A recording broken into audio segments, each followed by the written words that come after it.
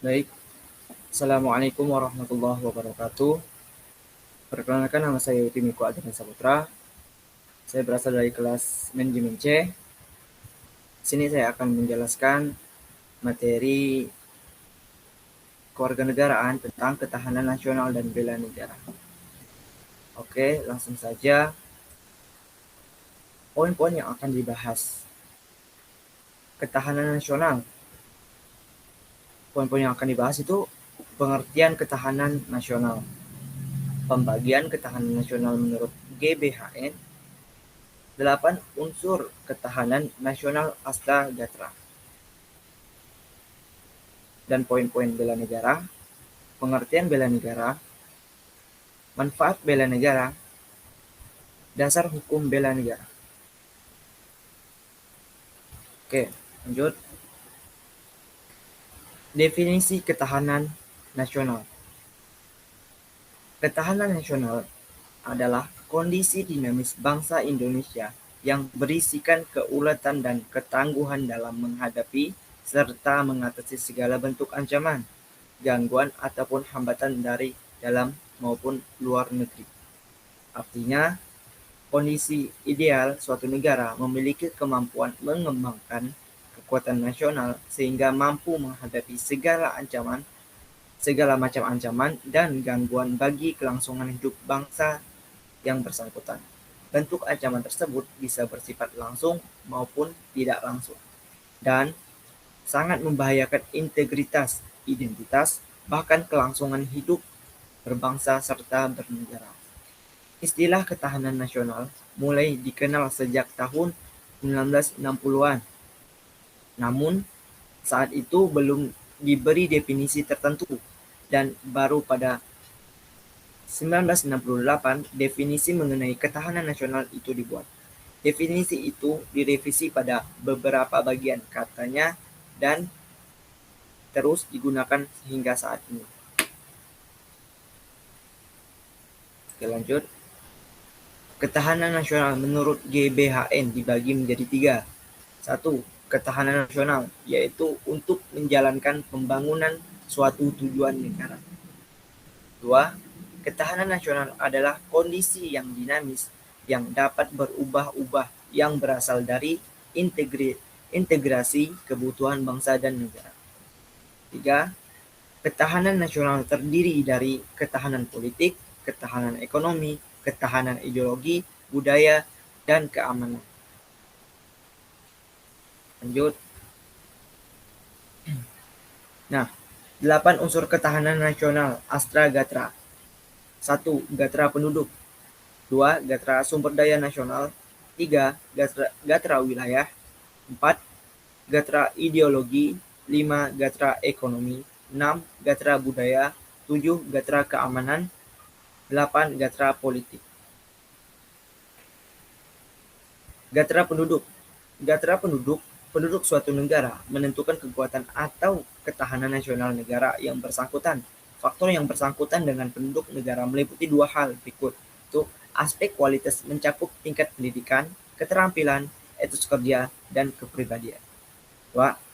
Aspek kuantitas yang mencakup jumlah penduduk, pertumbuhan, persebaran, perataan, dan perimbangan penduduk di tiap wilayah. Gatra sumber daya alam. Hal-hal yang berkaitan dengan unsur sumber daya alam sebagai elemen ketahanan nasional meliputi 1. Potensi sumber daya alam. Wilayah yang bersangkutan mencakup sumber daya alam hewani, nabati, dan tambang.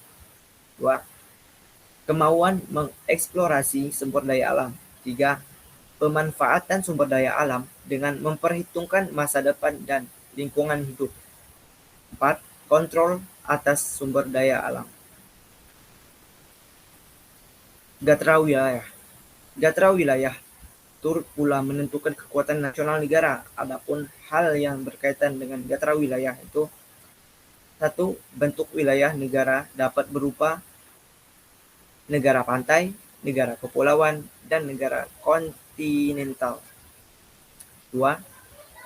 Luas wilayah negara. Ada negara dengan wilayah luas dan negara dengan wilayah yang sempit atau kecil. 3. Posisi geografis, astronomis, dan geologis negara. 4. Daya dukung wilayah negara, ada wilayah yang habitat dan ada wilayah yang unhabitat. Ada wilayah yang habitable dan ada wilayah yang unhabitable. Ya, Gatra ideologi. Gatra ideologi mendukung ketahanan suatu negara, suatu bangsa oleh karena ideologi bagi suatu bangsa memiliki dua pokok, yaitu sebagai tujuan atau cita-cita dari kelompok masyarakat yang bersangkutan. Artinya, nilai-nilai yang terkandung dalam ideologi itu menjadi cita-cita yang hendak dituju. 2. Sebagai sarana pemersatu dari masyarakat yang bersangkutan. Artinya masyarakat yang banyak dan beragam itu bersedia menjadi ideologi sebagai milik bersama dan menjadikannya bersatu. Gatra politik. Gatra politik penyelenggara bernegara sangat memengaruhi kekuatan nasional suatu negara. Penyelenggara bernegara dapat ditinjau dari beberapa aspek seperti sistem politik yang dipakai, yaitu apakah sistem demokrasi atau non-demokrasi, seperti sistem kerajaan, dan demokrasi seperti pemilihan presiden, pemilihan DPR, dan lain-lain di Indonesia. 2. Sistem pemerintahan yang dijalankan, apakah sistem presidensil atau parlementer. 3. Bentuk pemerintahan yang dipilih, apakah republik atau kerajaan. 4. Susunan negara yang dibentuk, apakah sebagai negara kesatuan atau negara serikat.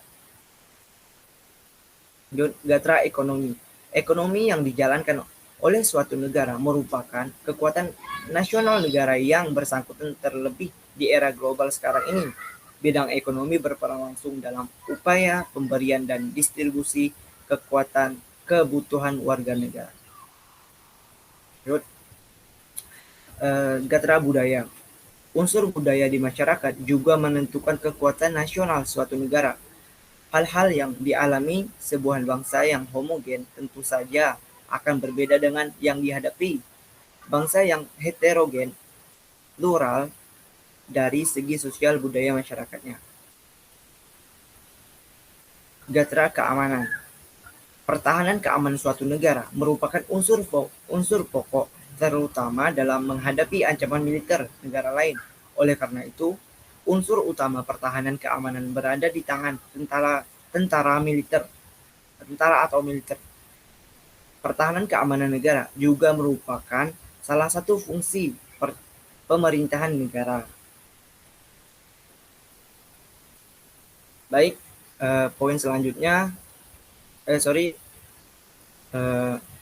subjudul selanjutnya kita akan membahas tentang bela negara. Pengertian bela negara.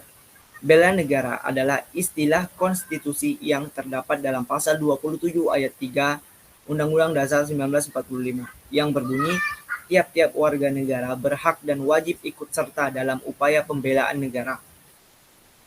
Hal itu berarti secara konstitusional, bela negara mengikat seluruh bangsa Indonesia sebagai hak dan kewajiban warga negara.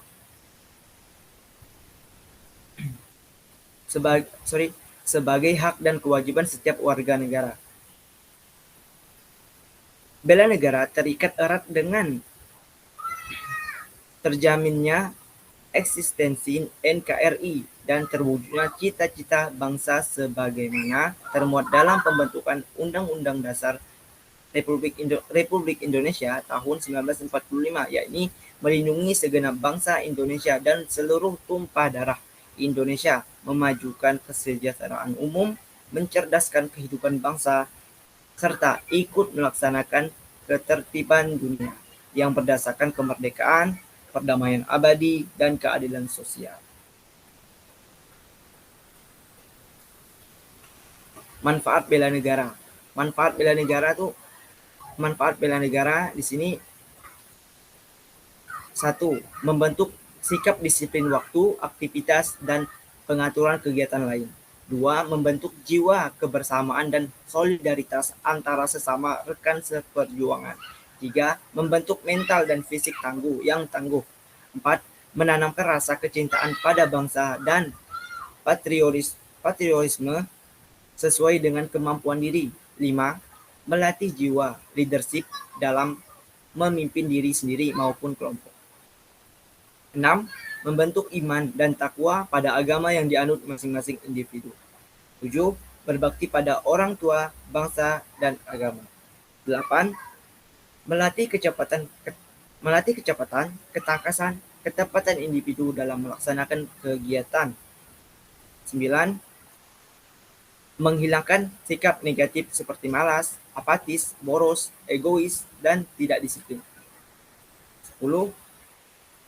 Membentuk perilaku jujur, tegas, adil, tepat, dan kepedulian antar sesama.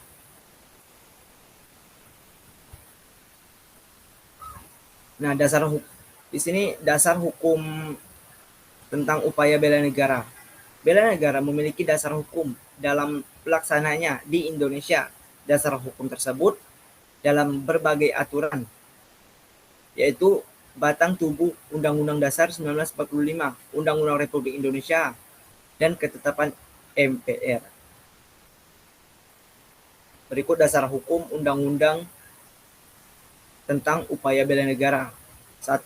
Pasal 27 ayat 3 Undang-Undang Dasar 1945 menyatakan bahwa semua warga negara berhak dan wajib ikut serta dalam upaya pembelaan negara. 2. Pasal 30 ayat 1 Undang-Undang Dasar 1945 menyatakan tiap-tiap warga negara berhak dan wajib ikut serta dalam dalam pertahanan dan keamanan negara. Segitu saja dari saya. Baik.